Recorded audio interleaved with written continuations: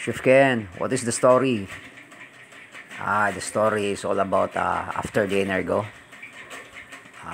Okay, chef. Bago ko nang magkaon go kay nanirado ko sa iyo gusto tindahan go. Then karon go na atas payag go. Lingkod go. Then imot-imot ang dani go kay medyo sayo na hurot ang atong tinda go din na karon go na nihapon ta go. So mo pay pag magpanihapon go. Then gipaningot ako kay traffic kay dito go sa highway go. So lingkod-lingkod ako. Kay nagpasalamat ako nga sayo na hurot ang atong sudan karong gabihon na go.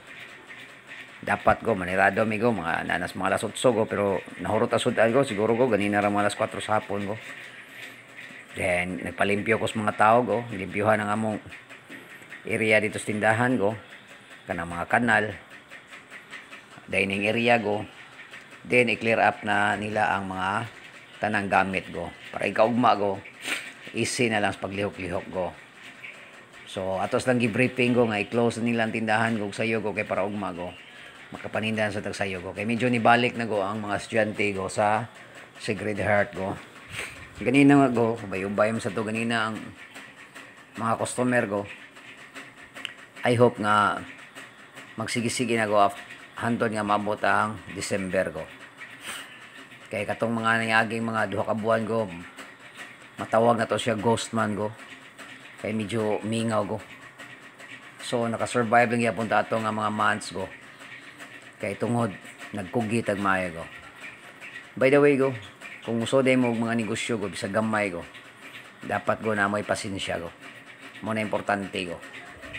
So kani nga video go, ako lang siyang gi-share go sa katong nagnegosyo pod go nga nagsugod pa go ginagmayer gud go. So mao na go nga maningkamot gitag may go para di ta mag problema go. Matagadlaw go natay makaon sa tong panimalay go. Kay kabalo na kago naman tay mga ginagmayng bills gud go. So mora na go nga karon kaulit ag sayo. So mo ni ang ambience ko sa tong payag diri go.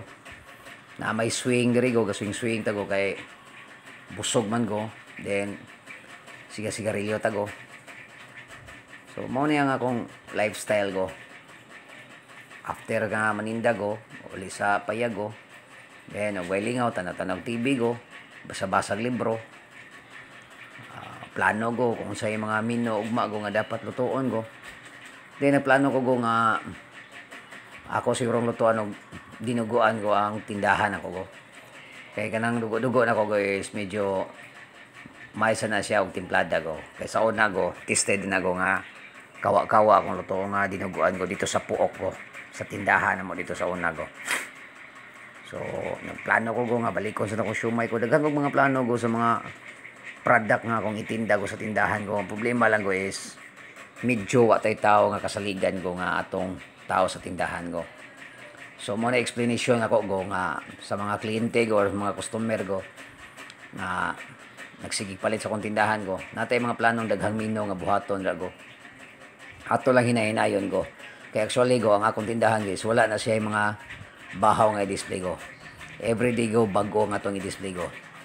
Kaya kung natay sobrang gamay sa tindahan ko, ato na ipada sa itong mga tao ko. So inana kagwapo ang barong-barong food shop go or barong-barong kananan pinobre ko. So mao na go ang akong life story nga karong adlaw go or karong gabihon na go. So ita nakabot. So I hope ugma go nga makasayo tag-abli sa itong tindahan ko. Pero medyo di na kita problema kaya ang atong tao medyo kasaligan siya go nga maabot sa sayo sa tindahan ko. Itong mga babae na ko nga mga tao ko. So, money life story ko sa chef life ko. Everyday do, natay kausaban ko.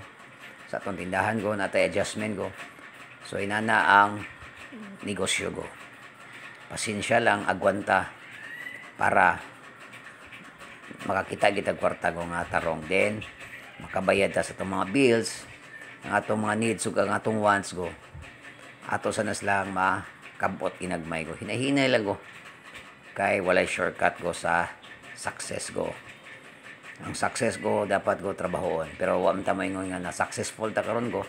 Ang ato lang go is nagmotivate ta go karon go sa ubang mga small timer nga negosyante ko.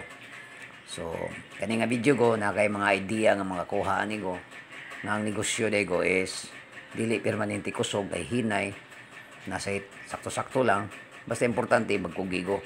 Kaya sa salamat na chef ha.